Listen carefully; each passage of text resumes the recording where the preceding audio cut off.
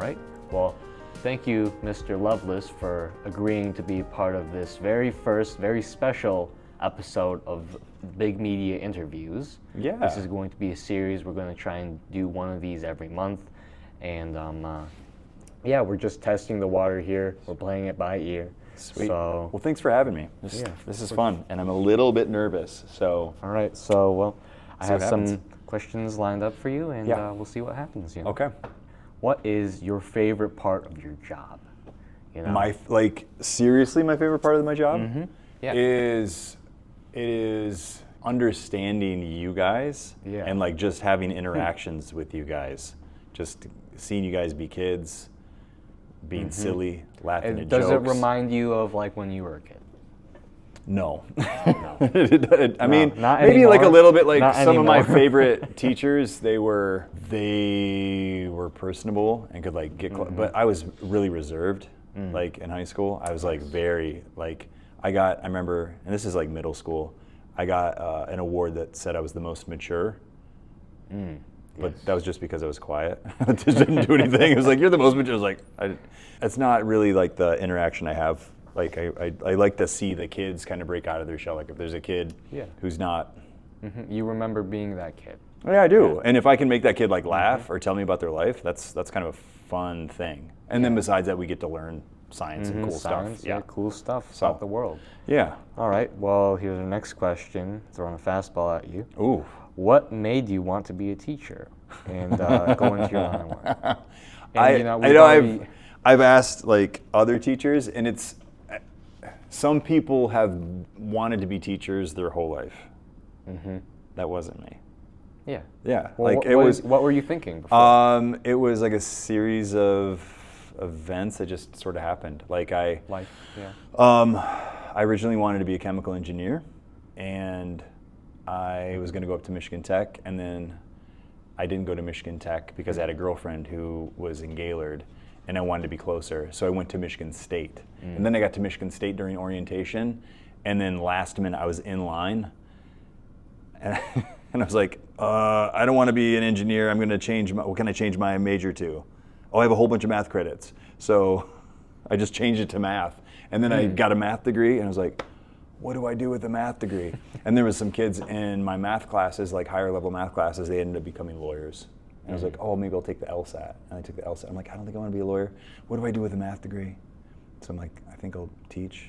So eventually I just ended up teaching. And I've talked to other teachers, and for some people that's the way it's worked. And for other people, I remember Mr. Byram kind of talking about, he's like, I remember the moment I knew I wanted to be a teacher. I'm like, not me. But like it surprised me. Like I didn't know if I'd like it or not, but I love it. Yeah. As you know, here at Big Media, we are connoisseurs of the art. Yeah. You know, self-proclaimed, at least. Yeah, you are, for sure. You know, we try to indulge in as much art as we can. Yeah. You know, and we just want to ask you what recently, any medium, you know, any, you know, practice, what's your favorite artist been? That you've Ever? been following? Or like right now? Like what? Like recently? Like right now, yeah. Like I don't know.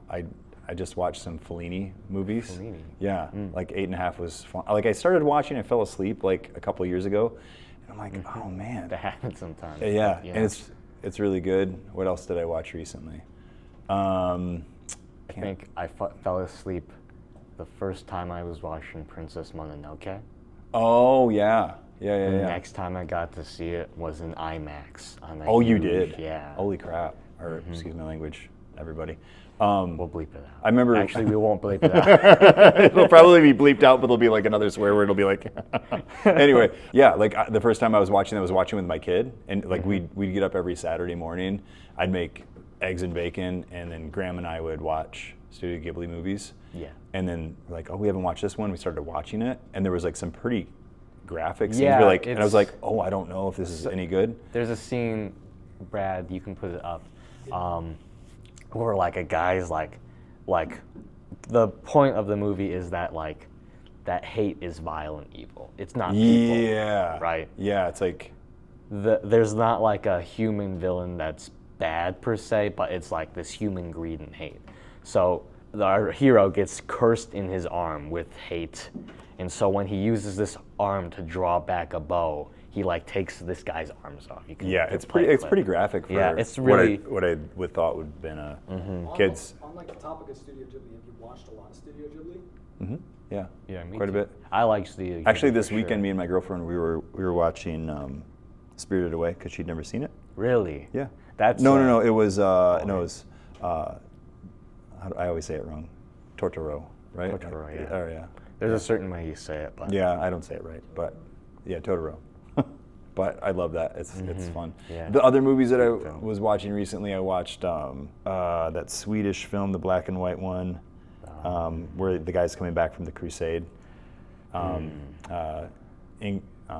Ingmar Bergman did it.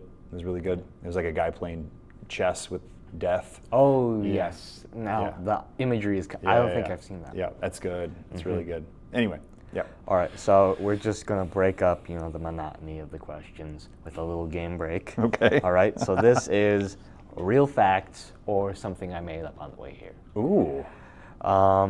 So number 1, Okay. panda droppings can be made into paper. I'd say they can. Like, is that your final Yeah, answer? I'd say yeah. That is true. Yeah.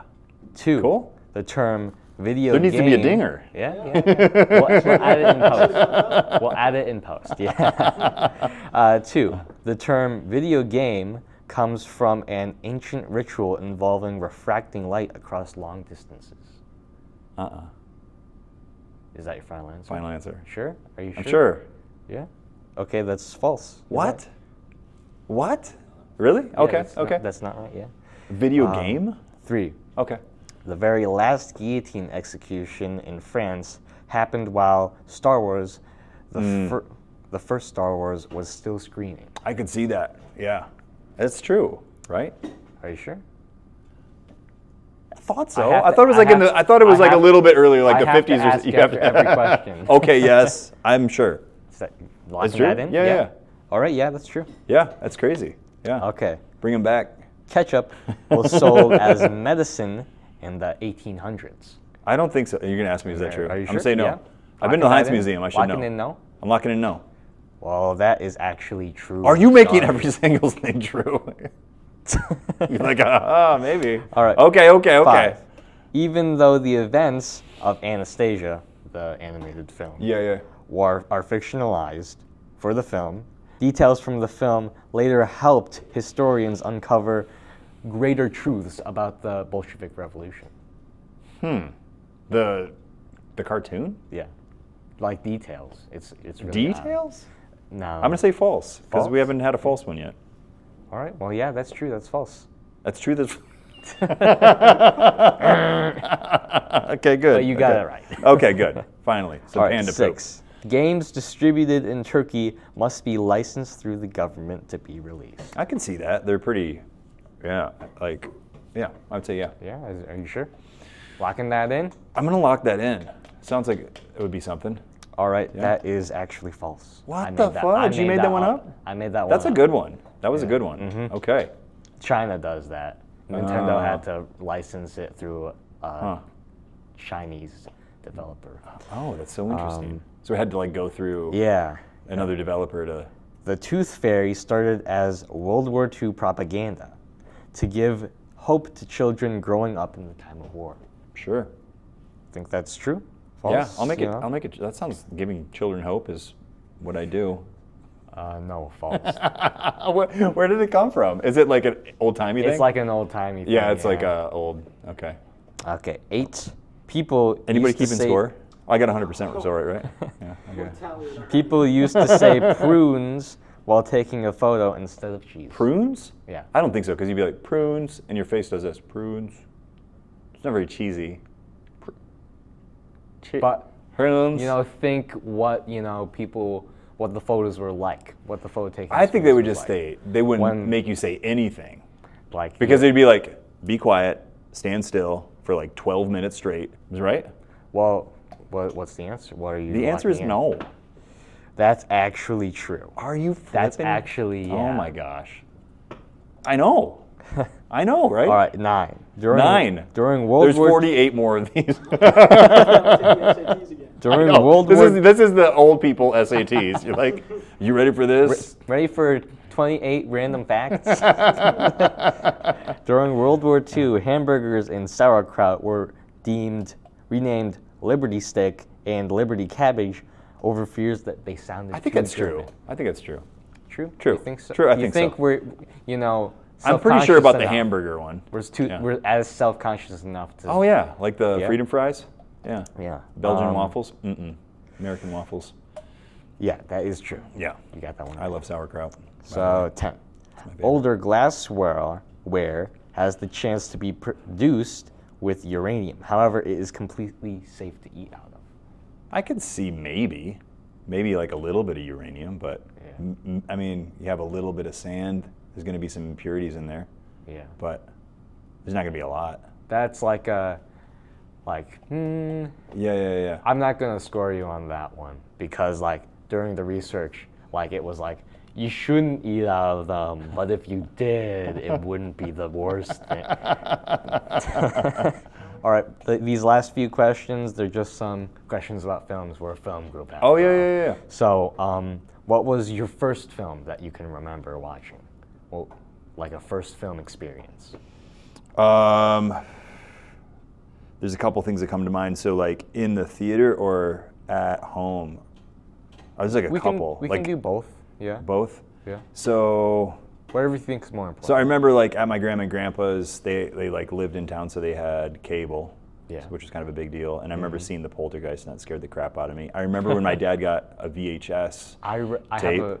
I have or a player. Sorry to Yeah. interrupt you. Yeah. I remember in the summer we had like satellite and Freeform, a package with Freeform, and it was like playing like a marathon of all the pet cemeteries. And my older brother made me sit there and watch all of them. Yeah, So- it freaked me out when I saw Yeah. Poltergeist. I watched it recently, like a year or two ago, and it's really not that bad. It's actually pretty good. Yeah. But when I was a kid, I was always like, oh my gosh, my TV's gonna turn on. I'm gonna be possessed.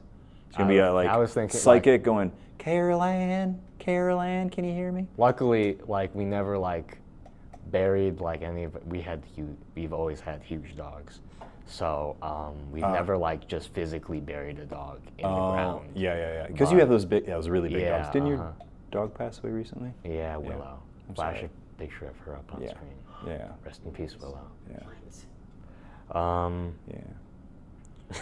And then there was also, my dad got a VHS player, Yeah. and there was a place.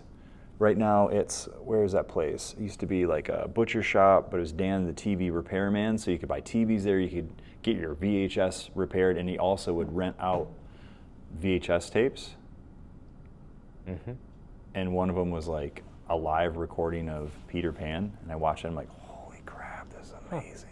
What was the film? Here, I'm going to rephrase this from Yeah. the notes. But what was the film that made you really like appreciate film as an artistry? Like where you're like, someone made this. Someone like put the time into playing this, and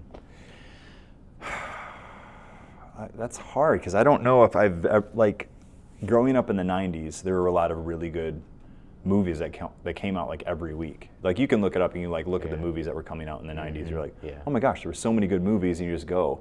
And I didn't really think of it as an art form until later, really. You know, what like one about? I don't know. I guess I really haven't. Probably it hasn't been until recently, because like my ex-wife. No, I pointed that way to the camera. She was always like into the artistry of film, and I kind of was like, whatever. So I kind of pushed it away. But more recently, I've thought about it in that way, like just looking at film differently, just like looking at the way shots are set up, or lighting, or composition, or the story it's telling, or like through a number of different things. It's been, I guess, It's multifaceted. it really is it's multifaceted. Not just one thing. And I've always mostly thought of it as entertainment. And like I might have liked something. Oh, my favorite movie, Willy Wonka, Gene Wilder. That's my favorite. That's a really good. That's so freaking good. Yeah. He's so good. He's yeah, so freaking he's good in that. Great He makes- performance and just like this really like interesting sensibility. Yeah. 'Cause here, I'm gonna drop some information onto you. The director for that movie, Yeah. that's his only like theatrical release. Really? His other films before and after are all like workplace documentaries. What? Yeah, like he was Just a completely different. He was a documentary maker, and his daughter wanted him to adapt this Roald Dahl. Who's Ron Dahl? Sorry, Roald Dahl. Yeah, yeah. Yeah, novel. Yeah. And, His daughter wanted him to do it, and so he she did it. read it in school. All right. Well, thank you for That's it? your time. Yep. Yeah, you're welcome. And there's just one more thing I need Yeah. you to do. I need you to look at that camera. Look, like we're just gonna get some. Should I do walleye vision? We're gonna do like. Look some at both of funny- them at the same time. We're gonna do a funny little. We're gonna do some blurbs for the shorts for the advertising. Okay. Here we go. Just to make like funny little sound bits. So I want you to say, "There's nothing that can replace real physical filmmaking." Well, there's nothing that can replace real physical filmmaking. You're gonna read your whole manifesto. he's like, I pledge allegiance to Caleb. All right, we all good? All right, that's Is that yeah. it? That's it. Yeah. Oh, awesome. Love it.